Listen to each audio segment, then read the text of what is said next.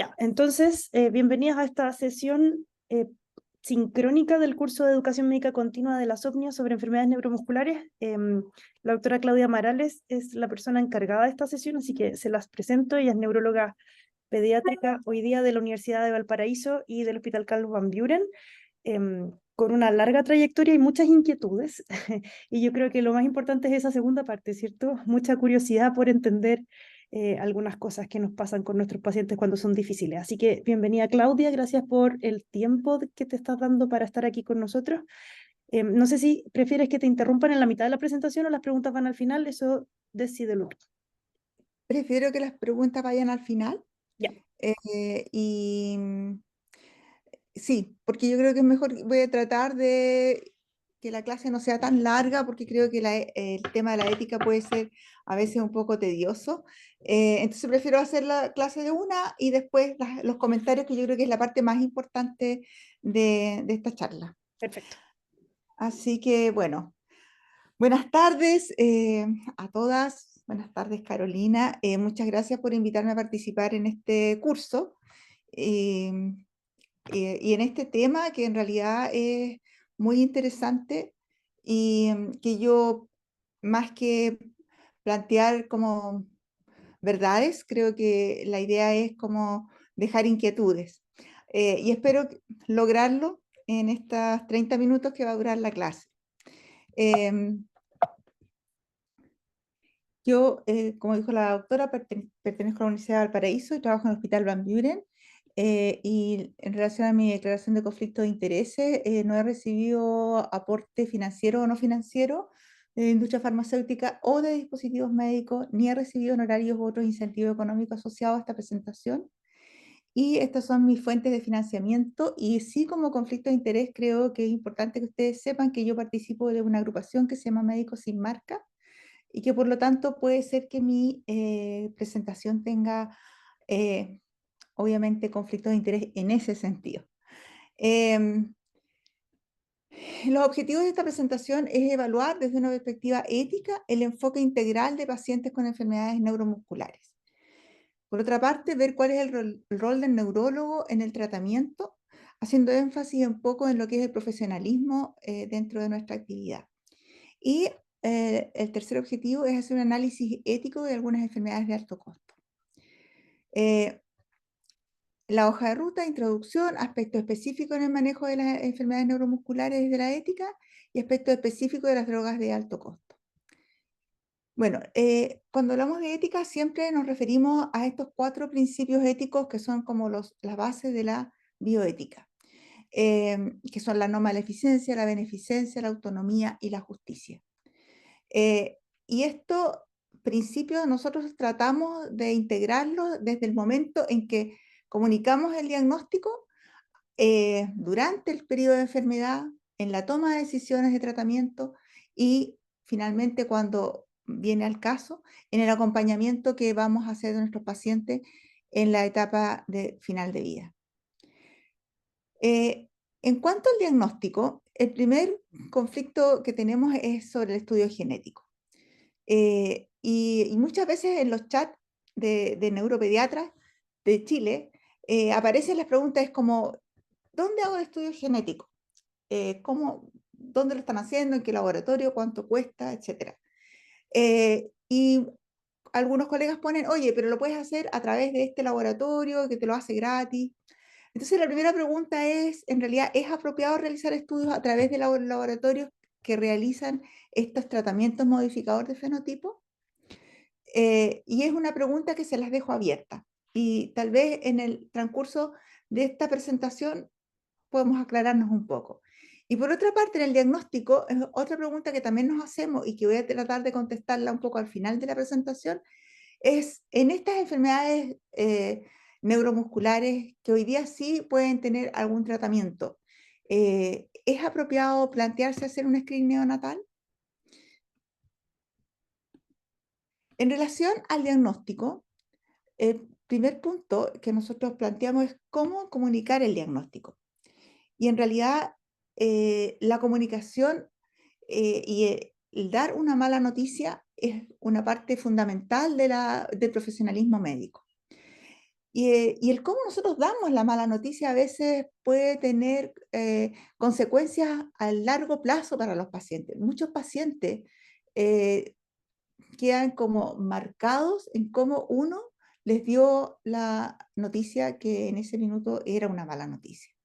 Entonces, no es fácil, no es fácil para nosotros como médicos dar la mala noticia, y obviamente que para los pacientes y para su familia es muy difícil recibirla. El cómo nosotros damos la mala noticia va a generar en el paciente la posibilidad de avanzar hacia el duelo de lo que significa tener una enfermedad crónica, o puede también dejarlos congelados en la negación de la enfermedad. Por lo tanto, nosotros tenemos que considerar de manera muy seria cómo damos la noticia. Y en este sentido, encontré un artículo del diciembre del año 2022, que está en la bibliografía, que se llama Guía de la Comunicación Empatía, que empatía viene siendo como el acrónimo en inglés de estos puntos, que es empatía con el paciente, el mensaje, cómo doy el pronóstico, cómo el paciente va a recepcionar esto que yo le estoy diciendo, cuánto es el tiempo que yo me voy a dar para darle la noticia, individualizar y siempre considerar la autonomía del paciente. Este es como un resumen, y voy a pasar rápido porque va a quedar grabado, de los puntos que estaría yo considerando en esto de la mala noticia. El punto uno, que es la empatía asociado como con el tiempo. Si yo voy a dar una noticia, tengo que darme un tiempo para este evento que es importante.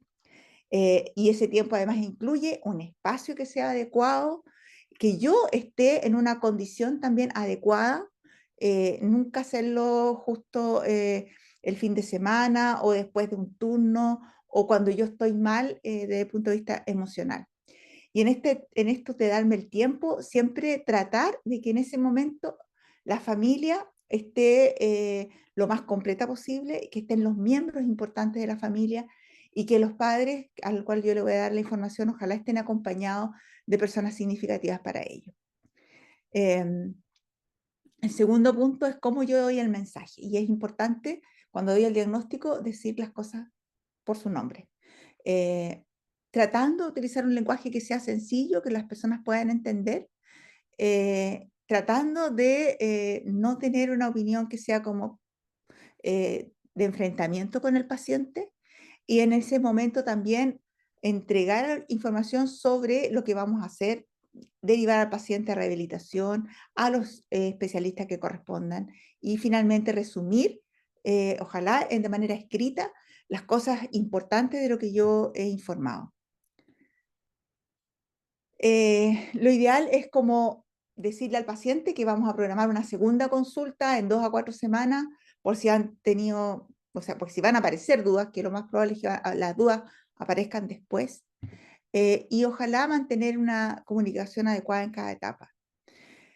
En cuanto a la individualización, saber que, bueno, nuestros pacientes son niños, por lo tanto, siempre tenemos que considerar este trinomio, médico, niño, tutor, legal, y orientar y apoyar a los padres para evitar la privación de información, orientar al paciente, a los padres como con quién apoyarse, las asociaciones de padres que existen, eh, también plantearles que no es tan apropiado buscar información de la enfermedad en internet. Y si el paciente es un niño que entiende, también es importante saber que ese niño ya puede recibir información acorde a su edad. En el pronóstico es importante dar una información que sea realista. Ya no es apropiado darles como un optimismo que sea irreal. Y siempre hacer hincapié en los aspectos positivos, lo que nosotros podemos rescatar. Ver cuáles son los valores y los deseos y las necesidades de los pacientes, ver también cuáles son sus características en cuanto a la autonomía, cuáles son sus valores, cuáles son sus creencias religiosas. Nosotros no estamos para imponerle a los pacientes nuestra opinión. Ya es bien importante en eso escuchar qué es lo que ellos quieren también. Y también ver cómo ellos recepcionan o cómo ellos reciben esta información. ¿Ya? Muchas veces los pacientes lloran, están frustrados, tienen pena, y eso nosotros también tenemos que aprender a reconocerlo y también como a expresárselo, digamos, a devolvérselo de alguna manera. Eso en cuanto a lo que es el diagnóstico. O sea, esa etapa es importante y es importante dentro de lo que nosotros esperamos de cómo nos desempeñamos como neurólogos, de que seamos lo más profesionales posible.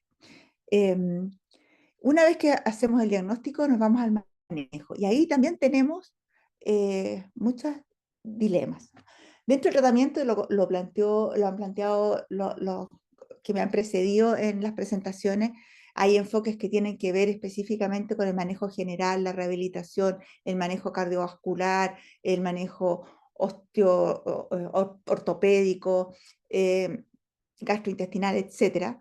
Pero además está, y es lo que a mí me parece importante hoy día conversar, cómo vamos a manejar nosotros el tema de las enfermedades que tienen estos tratamientos modificadores del fenotipo. Este es un resumen voy a hablar específicamente de una de las enfermedades que es importante porque los tratamientos han estado muy, muy en la opinión pública y porque es frente al cual hay mayor demanda por parte de los pacientes y porque el tratamiento puede ser muy efectivo en algunos pacientes cuando lo utilizamos precozmente. Y estos son el nusinersen, el onasemnogene avaparobactam, es muy difícil, me cuesta decirlo, y el risdiplam.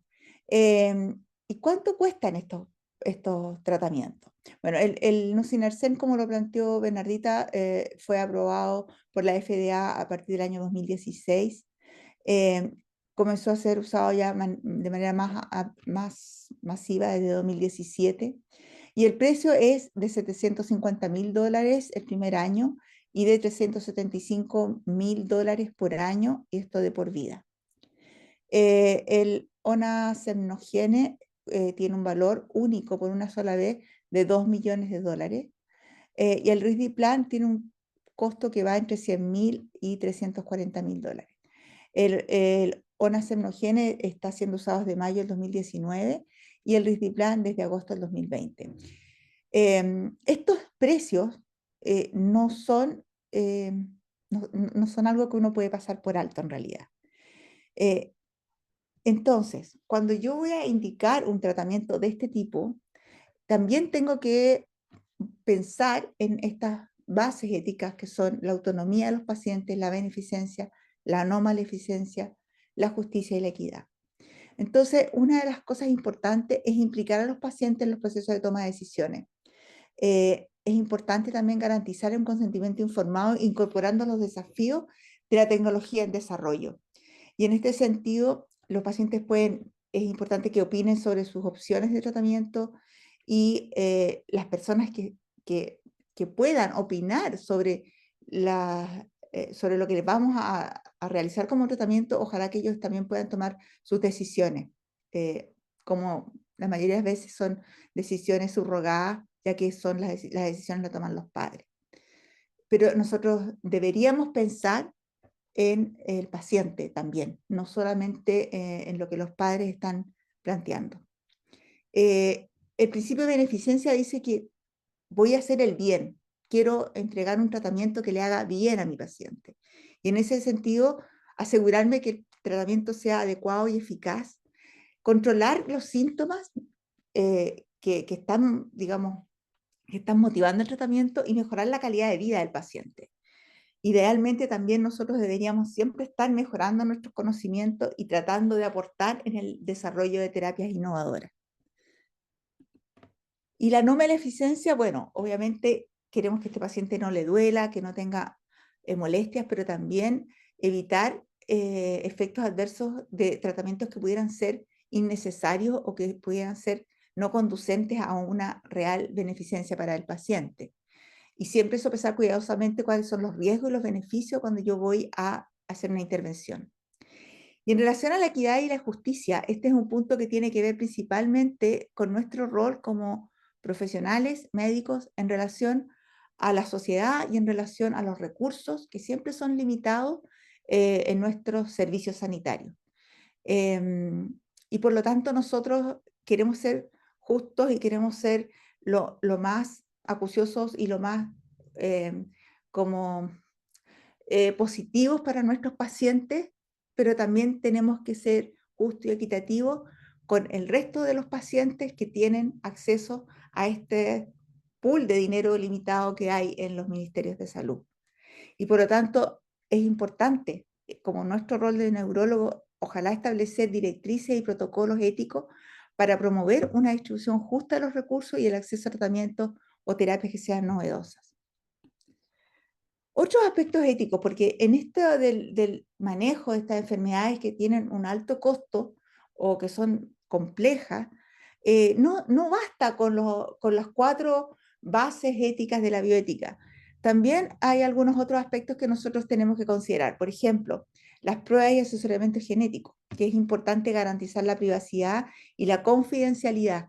Y ahí yo les decía anteriormente cuando partí la presentación, es apropiado que sean los laboratorios los que realicen los exámenes. Nosotros tenemos la seguridad de que la privacidad y la confidencialidad de estos pacientes va a ser resguardada. Dejo sembrada la duda, digamos. Y proporcionar información precisa sobre las implicancias de los resultados de las pruebas, sobre todo en casos de que pacientes a veces se hacen como exomas y estas pruebas genéticas a nosotros nos van a dar informaciones que a veces van más allá de lo que yo ando buscando, y eso también tiene implicancias éticas. Y por otra parte, asesorar a las personas y a las familias sobre los posibles riesgos y beneficios de las pruebas genéticas. Y aquí es importante el asesorarnos cuando hacemos pruebas genéticas más amplias, ya no el panel genético específico para la enfermedad, el poder asesorarnos con los genetistas que trabajen con nosotros. También considerar la ética de la investigación. Nuestros pacientes muchas veces están siendo parte de protocolos de investigación y en ese sentido es importante el consentimiento informado, que implica el participar en un estudio, los riesgos que eso puede llevar. Ojalá minimizar los riesgos potenciales y también en este punto de la investigación garantizar la privacidad y la confidencialidad de los datos. Y el otro punto importante son los cuidados al final de vida que nunca tenemos que nosotros olvidar. ¿Ya? La toma de decisiones al final de la vida es algo importante. Nosotros siempre queremos salvar a los pacientes, pero también hay momentos en que tenemos que considerar que la vida tiene que llegar a su fin. Y en ese momento que los pacientes no se sientan abandonados por nosotros, sino que al contrario, muy acompañados, que los vamos a apoyar para que ese tránsito sea lo más, lo menos sufrido posible, digamos, lo más benévolo para él. ¿Ya? En ese sentido también garantizar que se respeten las preferencias y valores del paciente y, bien importante, el manejo del dolor. Y por último, el derecho de las personas en situación de discapacidad también es algo que a nosotros como profesionales médicos, sobre todo neurólogos, nos compete. Es el defender los derechos y la dignidad de las personas con enfermedades neuromusculares, abogar por la accesibilidad, la inclusión, los ajustes razonables en la sociedad, luchar contra la discriminación, la estigmatización.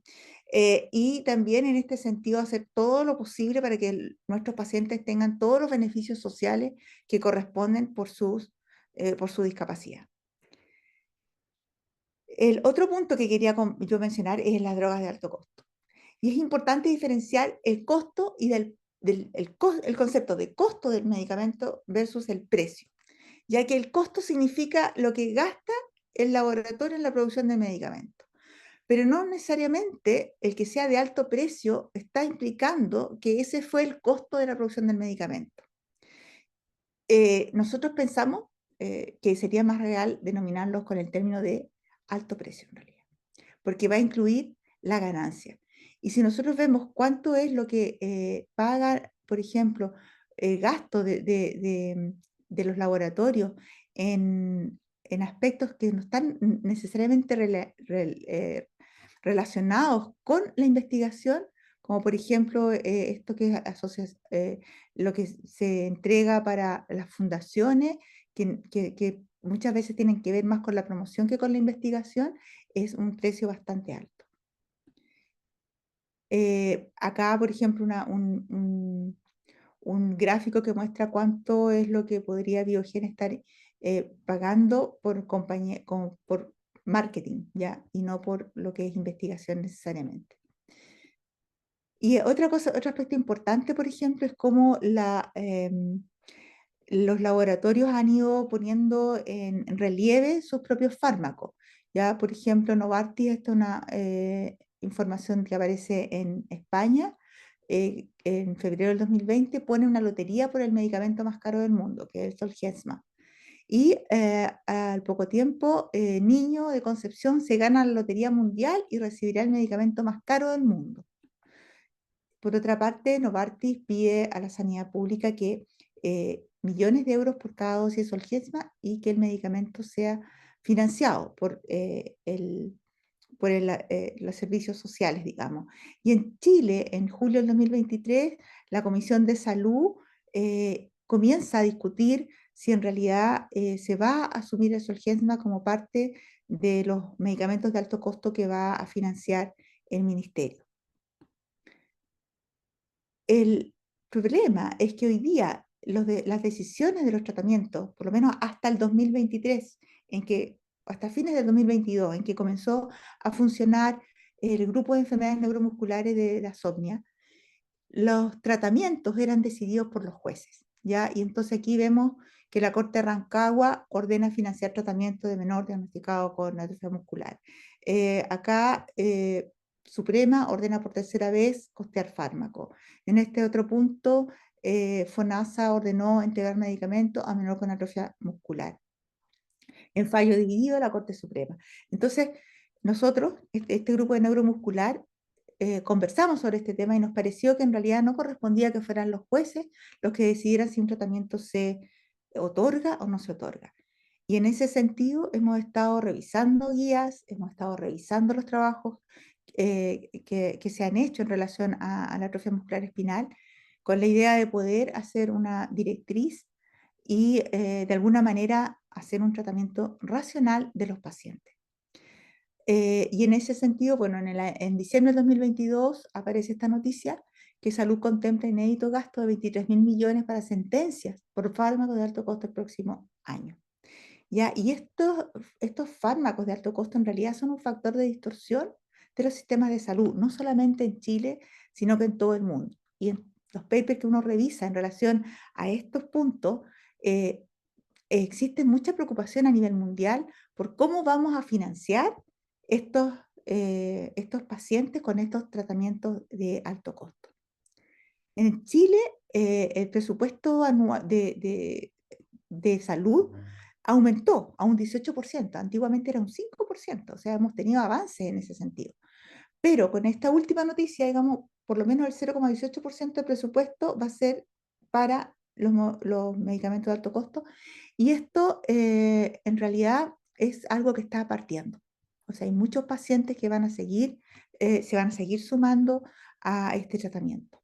Entonces ahí es cuando uno se plantea el derecho individual versus el derecho colectivo. O sea, sí, mi paciente necesita este tratamiento, pero yo sé que esto está afectando también al presupuesto de salud del país. Y es una pregunta que nos hacemos. Yo no creo que tengamos la apropiada respuesta. Entonces, ¿cuáles son los aspectos éticos en el uso de medicamentos de alto costo? Bueno, por una parte tenemos participantes, actores, que son los pacientes, que son también los laboratorios farmacéuticos, que somos los médicos, pero siempre que nosotros estamos tomando una decisión, deberíamos estar pensando en la presión que estamos nosotros teniendo, cuál es el costo de esta justicia distributiva, qué sería lo justo. Si el medicamento es suficientemente efectivo, siempre tenemos que pensar que todos estos medicamentos partieron en el 2016, que son tratamientos que de alguna manera son tecnologías a mitad de camino. Nosotros hoy día sabemos que ha sido beneficioso para muchos pacientes, pero no sabemos por cuánto tiempo. Siempre nos acordamos de la enfermedad de Pompe, que en algún minuto se planteó que tenía este tratamiento que era maravilloso de reemplazo enzimático y que los pacientes al año, pacientes con Pompe neonatal, al año estaban prácticamente caminando. Bueno, esos pacientes, posterior a un tiempo, tenían pérdida del efecto del fármaco y los pacientes terminaron igual falleciendo a los 4 o 5 años en condiciones bien tremendas. Entonces, hoy día nosotros tenemos, desde el 2017, ahora son 6 años de tratamiento. Los pacientes hasta ahora han estado relativamente bien, pero tenemos que tener la precaución de que es una tecnología a mitad de camino. Eh, y aspectos éticos en el uso de estos medicamentos de alto costo, que yo me pregunto, es que si es ético promover el acceso a medicamentos de eficacia y seguridad no tan comprobadas, ¿es justo invertir gran parte del presupuesto de salud para cubrir enfermedades de baja prevalencia y alto costo? ¿Y cuál es el límite del mercado cuando se trata de la salud de la población? Eh, Otro punto importante que les había dicho que iba a mencionar es sobre el cribado neonatal, ya que los pacientes que son tratados precozmente, idealmente asintomáticos, son los que han demostrado tener mejor evolución. Ahora, el punto de hacer un cribado neonatal masivo es también controvertido, porque el cribado neonatal masivo, de acuerdo a Wilson y Younger, que es como la base del cribado neonatal determinado por la OMS en el año 1968, es que los puntos que uno debe tener en consideración son estos, ¿ya? Que la afección debe ser un problema sanitario importante, que debe tener un tratamiento aceptado por los pacientes, que debe disponerse de instalaciones para el diagnóstico del tratamiento, que debe ser una etapa latente o sintomática temprana, que debe existir una prueba de detección adecuada, que debe ser una prueba aceptada por el público, que debe comprenderse la enfermedad. Debe existir una política consensuada sobre quién tratar, algo que yo creo que hoy día nosotros aún no tenemos.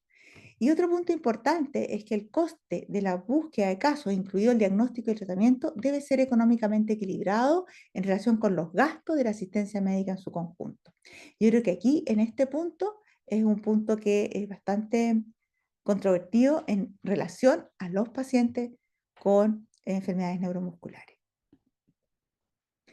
Ahora, ¿cuál es el rol del neurólogo? Es primero hacer un correcto diagnóstico y después entregar información considerando los aspectos de la entrega de malas noticias, orientar el manejo integral, manejo de las drogas de alto costo y participar en políticas públicas relacionadas con las enfermedades neuromusculares y con la discapacidad. Yo creo que este punto es bien importante, que los médicos que estamos involucrados, sobre todo con los pacientes neuromusculares, ojalá podamos involucrarnos en cómo se va a tomar la decisión del manejo de los tratamientos.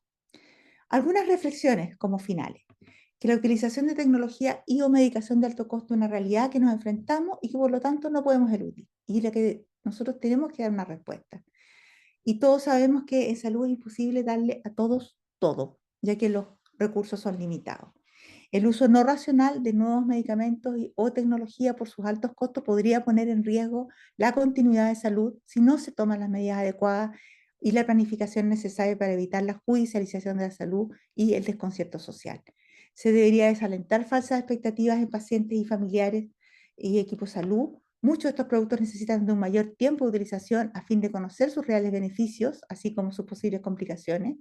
La utilización de este tipo de medicación solo porque la enfermedad cuenta ahora con un tratamiento sin analizar el caso particular y sin evaluar la posibilidad de futilidad o aún maleficencia debería ser desalentada. El uso del medicamento sin considerar estos aspectos debería ser considerado una falta de ética. No sería justo, podría ser dañino y hasta éticamente no justificable el administrar un medicamento si se presume que el beneficio podría ser mínimo o casi nulo. Pero se debería considerar injusto que solo por el costo se viera limitado el acceso al mismo a aquellos que sí pudieran tener un beneficio clínico significativo. Por lo tanto, hay que considerar cada caso en particular. Y es importante reconocer y aceptar las diferencias que aún dentro de una misma patología existen relacionadas con la evolución de la misma y las características de cada paciente para poder definir la adecuada utilización del recurso. Se plantea la necesidad de generar los mecanismos que permitan evaluar los beneficios reales, por eso esta comisión que nosotros queremos participar en la comisión que tome la decisión del uso de los fármacos. Pensamos que los pacientes deberían ser evaluados por una comisión antes de decidir el tratamiento. En la constitución de estos mismos no pueden estar excluidos los pacientes o sus familiares, así como otros representantes de la sociedad, a fin de que las decisiones tomadas cuenten con la credibilidad imprescindible. Tener presente que cualquier interacción con la industria farmacéutica tiene la potencialidad de modificar las conductas de prescripción. Y esto también es importante, ¿ya? Nosotros no somos indemnes a la industria farmacéutica. Cuando se hacen encuestas sobre si yo voy a tomar una decisión porque a mí me han dado regalos de la industria farmacéutica, el 99% de los médicos contesta que no. Pero cuando se pregunta, ¿usted cree que a sus colegas le puede influir el que una industria farmacéutica le paga la inscripción a un congreso o le paga un viaje para ir a un congreso al extranjero? Más del 50% de los médicos piensan que sí, que va a influir. Por lo tanto, pensamos que sí, y por algo la industria farmacéutica eh, gasta mucho dinero en educación médica, por ejemplo, o en invitarnos a comida o en invitarnos a congresos. Entonces, siempre tenemos que tener presente que esto, obviamente, que de alguna manera a nosotros nos va a influir. Como decía el doctor Novoa, los seres humanos somos naturalmente bien agradecidos y aunque nosotros no queramos, de alguna manera puede influirnos. Eh, Ahora voy a hacerles una pregunta y voy a poner un sistema que ojalá me resulte para que vayamos nosotros como viendo inmediatamente como en gráfico qué es lo que ustedes responden. La pregunta es si consideramos que las terapias modificadoras de fenotipo deberían estar en un programa de financiamiento ministerial con criterios de priorización. Eh, entonces, yo les pido que ustedes se metan en esta cosa que se llama Mentimeter. No, aquí, menti.com. Menti.com, espérate, pero Claro. yo voy a poner, espérate, yo voy a poner el sistema para que ustedes se puedan Eh, meter, ¿ya? sí. Voy Y, a dejar de compartir esta pantalla y voy a poner otra. ok, y nosotros los participantes tenemos que ir a menti.com y poner el código que no lo recuerdo, pero que nos vas a decir tú. Ya, momento. Uy, ¿cómo salgo de acá? Ay, Tienes ya, que, ya te apuesto que tenéis 17 ventanas abiertas, te conozco. no, tengo como 40. Como, Ya, compartir pantalla.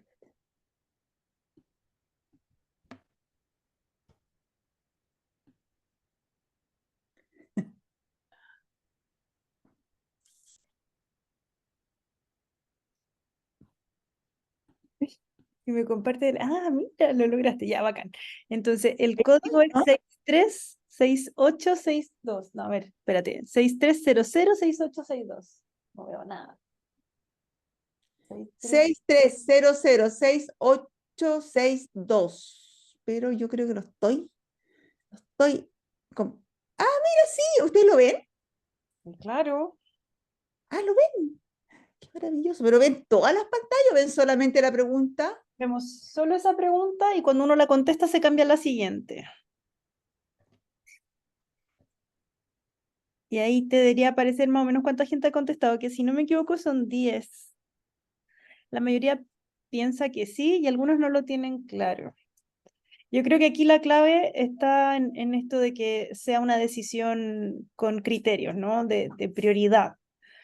Aquellos que tengan más posibilidades de beneficiarse, quizás primero en la fila, ¿cierto? Y no ponerle al que tiene mejor abogado y logra llegar mejor a los jueces, ¿cierto?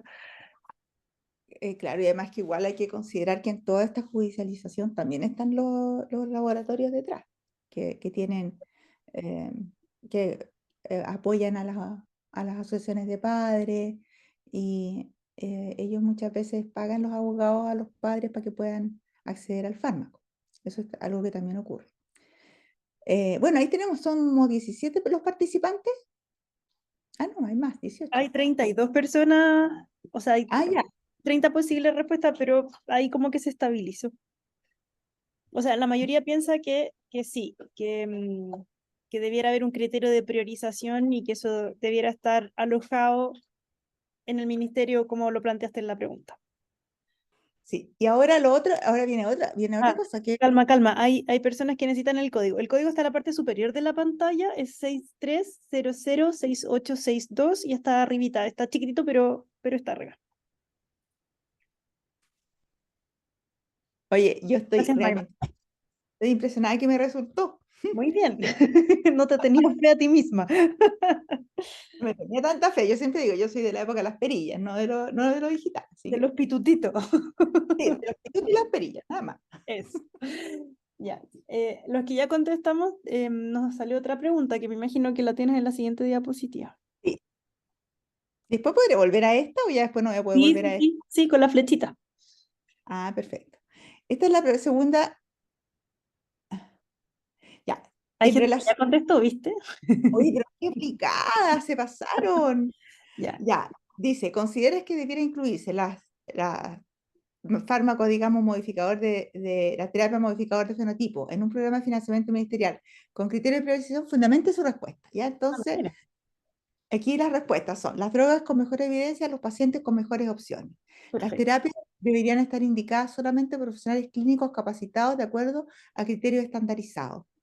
Mejores drogas con mejor evidencia a largo plazo aplicado a un paciente que lo aproveche al máximo. Lo Perfecto. importante y clave es con criterios de priorización, porque muchos se pueden beneficiar, pero se debe filtrar. Mm.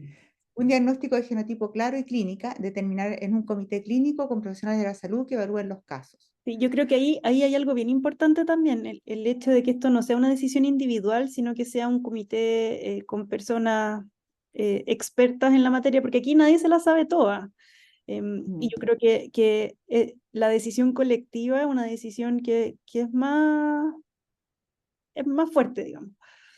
mm. Bueno, hay países, por ejemplo, aquí hay una respuesta que dice, considero que depende mucho del financiamiento en salud que tiene cada país. En caso de los países en vía de desarrollo, considero que no debe incluirse. Bueno, y de hecho, en Bolivia, que tienen un presupuesto de salud muy pequeño, ni siquiera se lo plantean. O Bueno, sea, no, en Bolivia no hay anticonvulsivante, entonces ahí estamos hablando de otra cosa. por eso. Y en los países de África tampoco. Entonces, Claro. ya también hay una inequidad al respecto. Eh, bueno, en ese sentido hay como algunas posturas de algunos miembros de la FDA que plantean que estos fármacos, mientras no tengan como una evidencia tan clara de que a largo plazo van a ser beneficiosos, deberían tener un costo mucho más bajo. ¿Ya? Y eso ojalá aprenda, digamos, la postura de esas personas del FDA, digamos, Sí, que igual no importa. hay hartas cosas que hemos aprendido, por ejemplo, por la epidemia de VIH.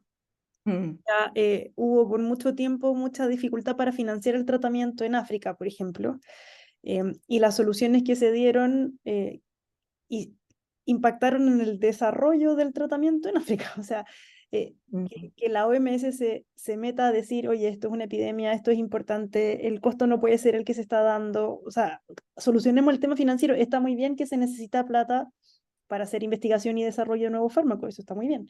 Pero mm, también hay que asegurar el acceso de la población sin dejar descubierto otras necesidades. Entonces ahí hay una cosa entre, tú lo dijiste súper bien, entre el costo y el precio que hay que ir a mirar. Eh, mm, y por otro lado hay gente que dice que la investigación se financia fundamentalmente desde la industria privada, pero eso también se ha puesto en discusión porque muchas investigaciones están financiadas con fondos gubernamentales también. Entonces claro, ahí mm. también ese argumento hay que analizarlo bien. Así es.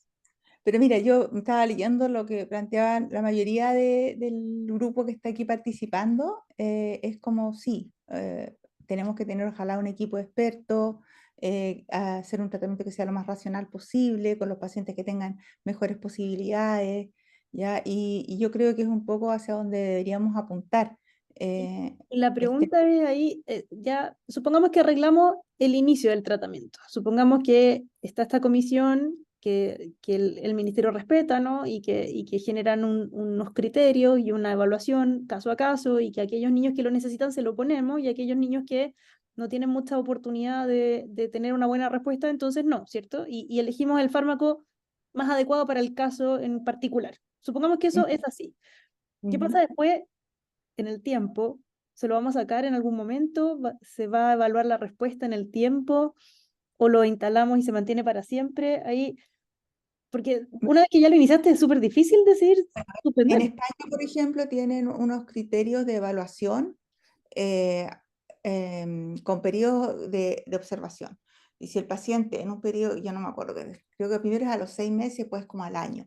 Si el paciente no tiene ningún efecto positivo, y el efecto positivo además está definido por cuántos puntos pueden avanzar en el Hammersmith o en el Chopin-10, y de acuerdo a eso, digamos, con un mínimo de avances que tiene que tener para uno mantener la terapia, ¿ya? Porque si ya el paciente, o sea, si el paciente no presenta ninguna o presenta mínimos efectos positivos, tampoco tiene tanto sentido mantener esta terapia que es de tan alto costo, si eso también es un punto.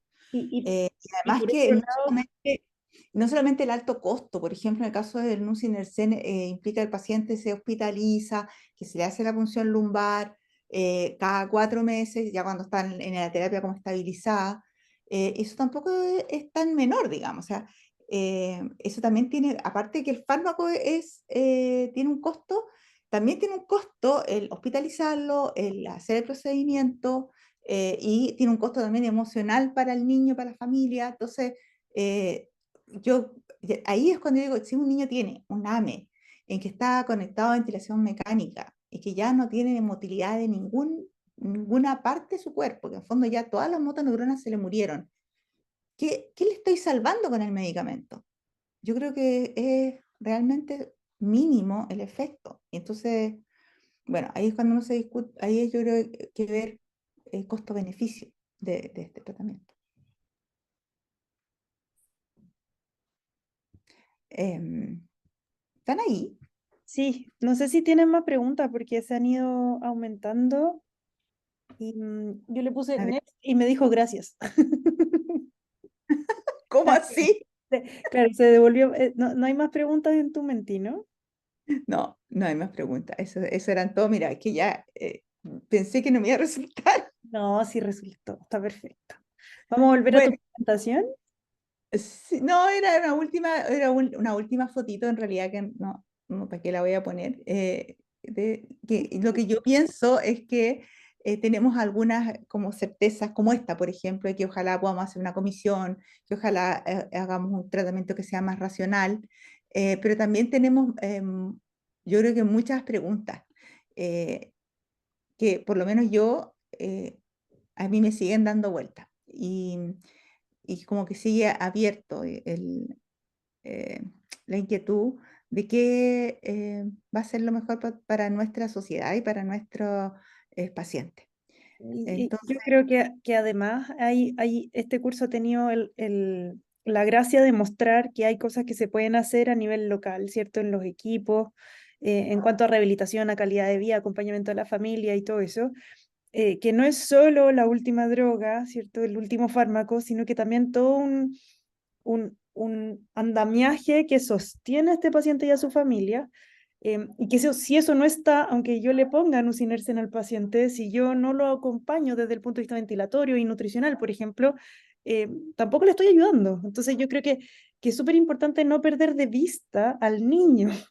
Te fijas ya mm, todo lo que significa el niño.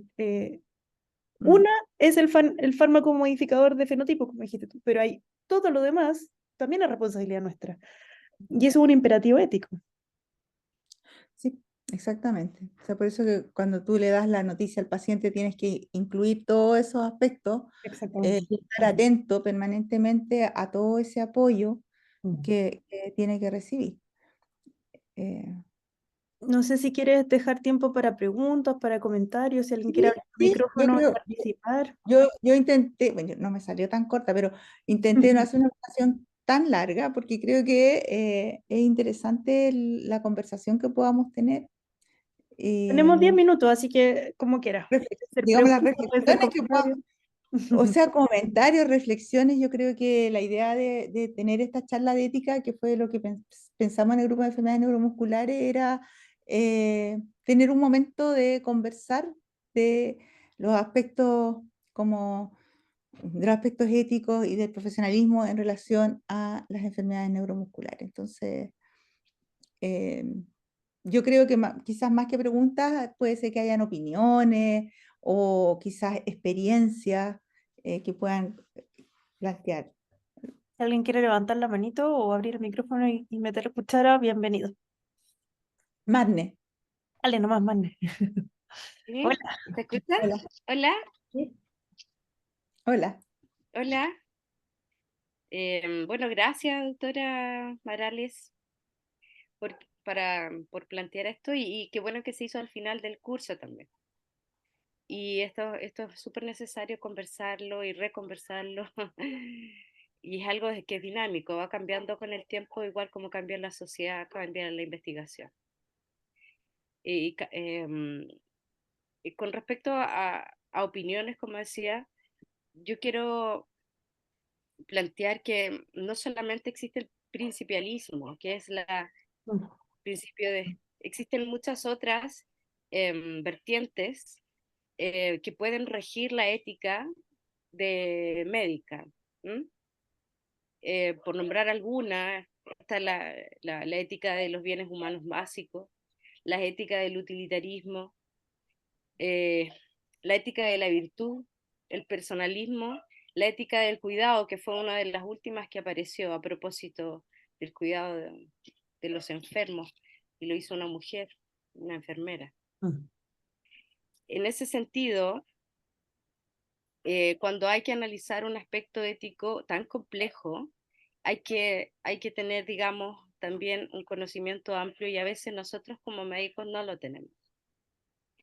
Eh, Nosotros somos clínicos a veces y restringirnos solamente a utilizar el principialismo como ente regidor de nuestras acciones éticas es, es poco. Y a veces, por ejemplo, por solo poner un solo ejemplo, ¿qué pasa cuando entran en conflicto los principios del principialismo? La beneficencia, la no maleficencia, la justicia y la autonomía. ¿Qué pasa cuando ellos entran en conflicto? ¿Cómo decido? ¿Qué principio estás por sobre otro? Bueno, con respecto a hartas teorías, ¿cierto? Sí. Como la de Diego Gracia, que dice que hay principios que son de primera fase y otros de segunda fase, pero también hay gente que no está de acuerdo con eso. Mm. Él dice que los primeros son no maleficencia y justicia, pero hay otros que fundamentan que no es así, no todos están de acuerdo. Entonces, las decisiones éticas son tan complejas como las decisiones de administrar los recursos públicos, ¿cierto? Y en ese sentido, la idea de tener grupos, digamos, de grupos científicos que colaboren con los agentes, digamos, que es el Estado finalmente el que distribuye, es fundamental. Y yo aplaudo, digamos, y me parece fantástico que se haya generado este grupo y que pueda acercarse a hablar con el ministerio finalmente, porque esto no solamente están estas enfermedades, están muchísimas otras de alto costo. Claro. Entonces, ¿quién decide finalmente? El Estado. Sí, pero lo curioso, Marne, es que en todas las otras, la iniciativa ha partido del ministerio y han generado comisiones de expertos y protocolos, y en esta el ministerio se hizo el leso. Exactamente. Leso, y entonces la palabra la tienen los jueces. Y el doctor Novoa, cuando lo nombraron miembro de la Academia de Medicina, dijo clarito en su discurso, dijo, cuando las decisiones las toman los jueces es porque nosotros hicimos mal la pega. Algo Claro, cuando hicimos el nosotros. Estado no decide, decide la justicia. Sí, Claro, pero tampoco fue la sociedad científica. ¿Te fijáis como que nosotros, los doctores, sí, dejamos en manos de los abogados, jueces, la toma de una decisión tan relevante para la vida de una persona y no hacemos lo mismo para construir puentes? ¿Cachai? La norma antisísmica la hacen los ingenieros estructurales de este país, pero esto se lo dejamos a ellos. ¿Por qué? Por millones de razones, pero por no ponerse de no puede acuerdo. ser que el ministerio no tome cartas en este asunto como sí lo ha tomado en todas las otras cosas. Y Así. creo que ahí el rol de este grupo de enfermedades neuromusculares de la SOCNI ha sido súper importante, porque se pusieron como meta que esta situación cambiara. Y no fue el ministerio la que nos vino a decir, hola, ayúdenme en esto, como lo ha hecho en todo lo demás, sino que fue el grupo el que fue a tocar la puerta a decir, oiga, ¿sabe qué? Esto no puede ser. Y yo Eso creo que eso es la pega que ha hecho la Daniela Ávila, la Rocío, el equipo de Valparaíso, o sea, ha sido súper importante. súper importante y creo que todos nosotros, bueno, ustedes han sido participantes del curso y han visto cómo trabaja este equipo, pero eso es algo que hay que reconocerles, porque de verdad que esto suena como publicidad y viene de mí, que es un poquito cerca, pero podrían haberse seguido haciéndolo en Leso, como los últimos 5 años. Y yo creo que eso es injusto, Desde el 2016, ¿cachai? más. Bueno, Yo creo que es injusto, porque hay niños que necesitan el tratamiento y no pueden acceder, teniendo Mm. todo escrito, los informes, todo, y no pueden acceder porque hay una interpretación de la norma de que el niño no está ahorita en riesgo vital. Bueno, pero esa no es la idea, pues la idea no es que esté en riesgo vital ahora para ponerle, la idea es que no llegue a ese punto, ¿te fijas? Entonces, la decisión de dejar un tratamiento no puede estar en manos de alguien que no sabe de qué se trata. Eso creo yo. Y estoy claro, muy contenta de que este grupo se haya puesto las pilas y que se organice, no como un esfuerzo individual, sino que como un esfuerzo colectivo. Esto es un grupo de expertos que evalúa caso a caso y que determina cuál es la racionalidad, como dijo la Claudia, de implementar una u otra estrategia. Y yo creo que a eso hay que sacarle mucho, mucho jugo.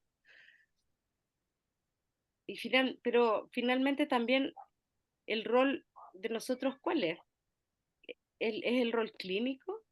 ¿Es entregarle la información correcta ¿A quién? ¿Al ministerio? al ministerio? Esto es lo que sirve, pero finalmente el que decide quién gasta y quién no gasta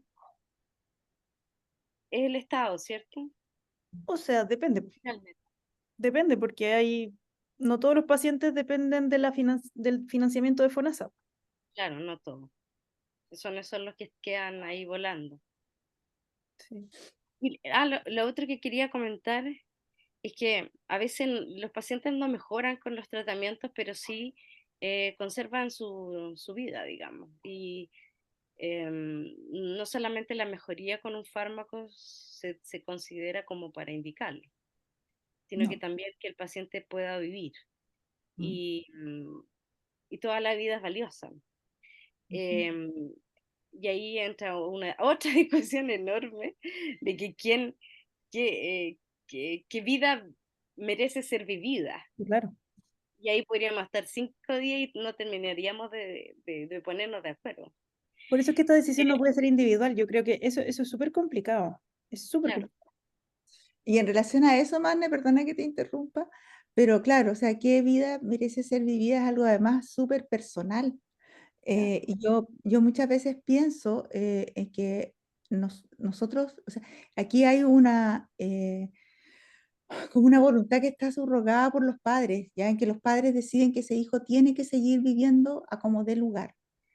Obvio. Yo no sé cuánto están realmente pensando en cómo lo está pasando el niño. Muchas veces me lo pregunto. Yo tampoco puedo juzgarlos porque yo creo que si yo tuviera un hijo en esas condiciones probablemente haría lo mismo. Pero como dice la doctora Varia, uno con los hijos no siempre hace las cosas más correctas. Cierto.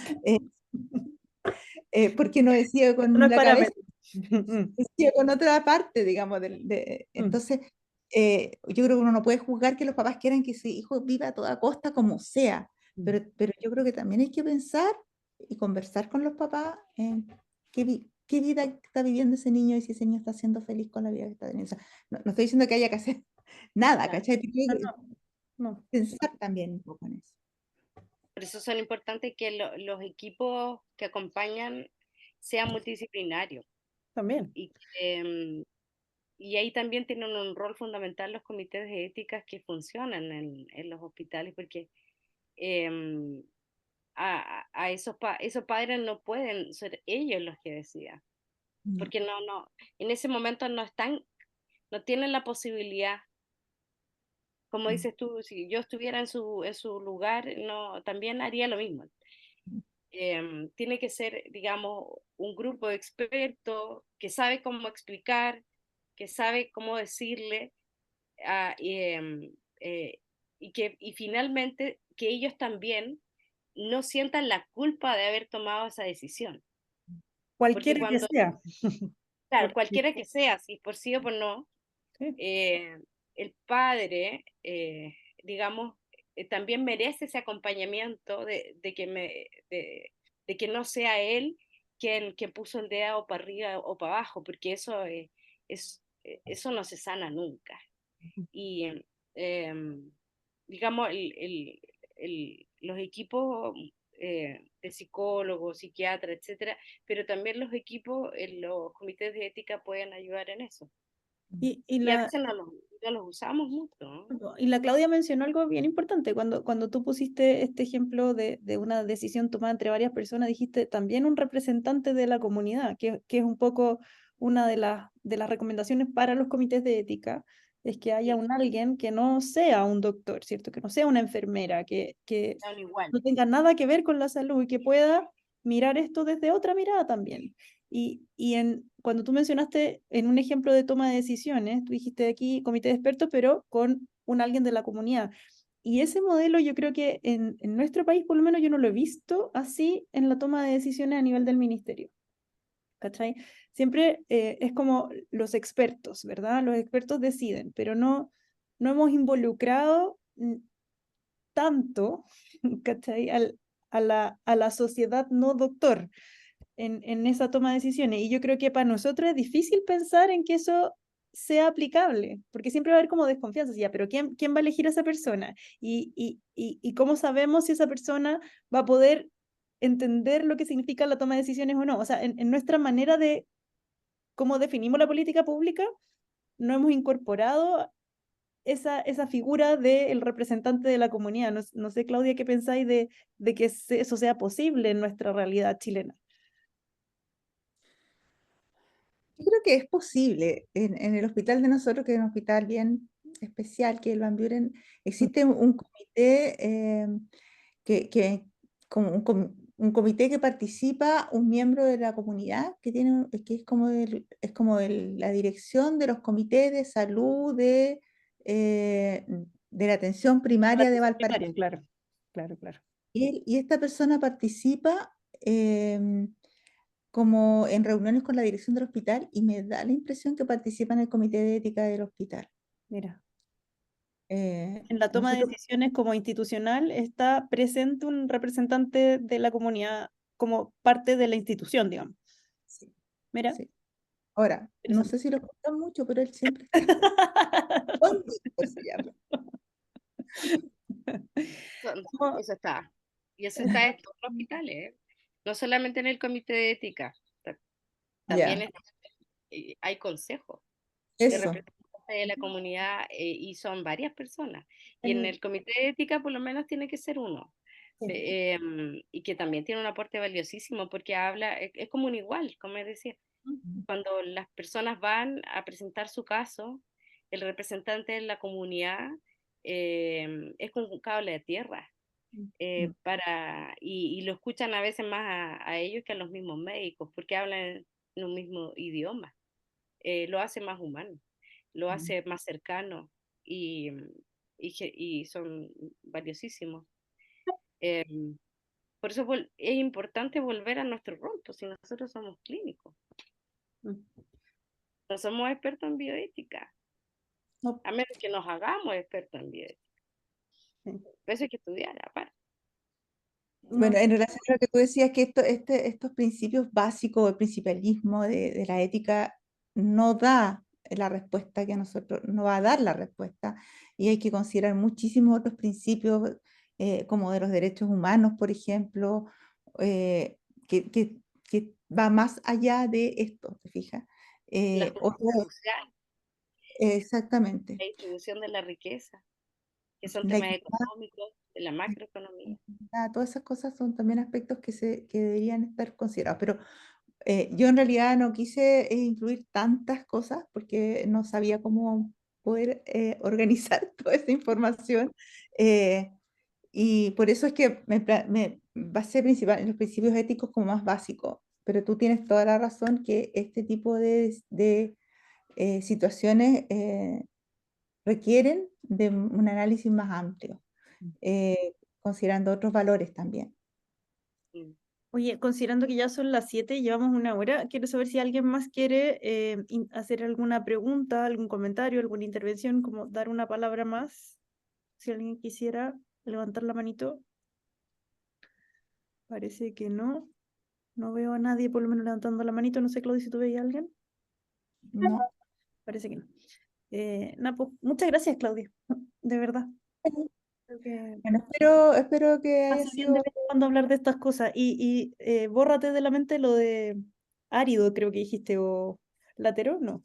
Sí, un Bórralo. poquito. Yo Ya, creo bueno. que que- estos son temas que hay que conversar y que hay que enfrentarlo. Sí, sí. No, y Ahí, además que yo, por lo menos, nosotros en Valparaíso tenemos algo que se llaman hacemos unas reuniones de humanidades un lunes de cada mes, que son en las tardes con el doctor Novoa, están todos invitados si quieren participar. Eh, sí, invitamos a distintas personas y la verdad es que la hora se nos pasa volando. Y son distintos temas que yo creo que son necesarios a nosotros como personas que trabajamos con otras personas, plantearnos otras preguntas que van más allá de solo la medicina. Desde todo, desde historia, desde filosofía, ciencia, ciencias de repente muy básicas, física, etc. Yo creo que es bueno para lo que nosotros hacemos, que es una actividad súper humana.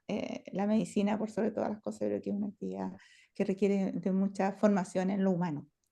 Así que eso.